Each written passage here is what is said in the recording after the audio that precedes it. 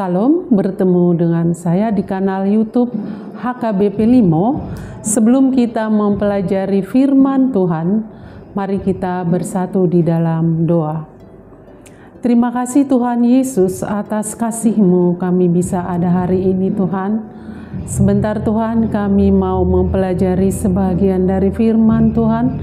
Berfirmanlah Tuhan lewat hamba-Mu ini, supaya semua orang yang mendengarkan diubahkan oleh Tuhan Yesus. Tuhan Yesus, sungguh banyak dosa yang kami lakukan. Ampuni kami Bapa, supaya kami layak menjadi anak-Mu. Dalam nama Tuhan Yesus kami berdoa dan mengucap syukur. Haleluya, amin. Adapun firman Tuhan yang akan kita pelajari ditulis dalam Efesus 3 ayat 18 sampai 19.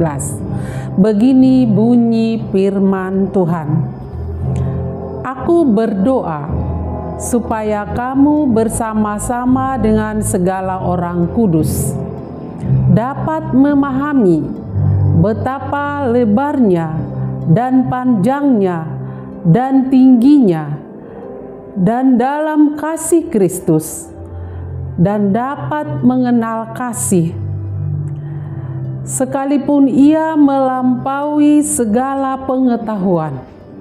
Aku berdoa supaya kamu dipenuhi di dalam seluruh kepenuhan Allah. Adapun tema firman Tuhan ini adalah mengenal kasih Kristus.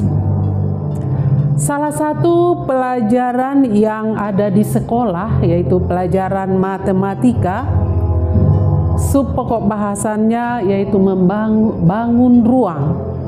Di situ anak didik akan mempelajari menghitung luas, volume, keliling, dan diameter lingkaran.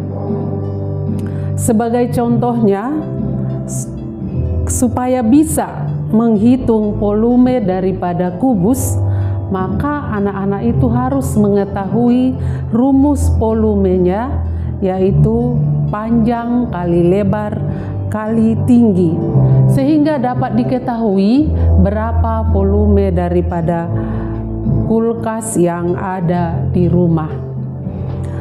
Namun, segala pengetahuan dan kepintaran manusia tidak sebanding dengan pengetahuan dan kepintaran Allah dalam menghitung kasih Kristus. Salah satu kasih Kristus yaitu manusia atau kita diangkat menjadi murid-murid Tuhan.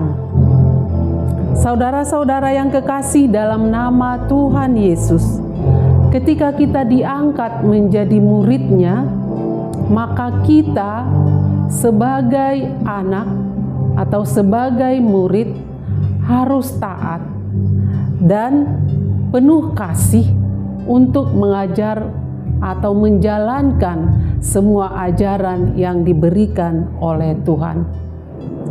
Kita anak-anak Tuhan yang menjadi murid daripada Tuhan Yesus, kita memenuhi kasih dalam kasih Kristus. Kasih Yesus sangat besar buat kita semua manusia. Yesus mati di kayu salib untuk menebus dosa-dosa manusia. Sekalipun Alkitab tidak ada, tapi penyaliban Yesus tertulis dalam sejarah, bahwa semua sejarah yang tertulis itu seiring dengan yang adanya di Alkitab. Ketika kita mau menyaksikan atau mau membuktikan sejarah bahwa Yesus disalibkan, semuanya ada tempatnya. Dan kuburan Yesus juga masih ada sampai sekarang. Tapi kuburan itu sudah kosong, yang mana Yesus mengalahkan kematian, naik ke surga. Di muka bumi ini, semua agama, ada macam-macam agama.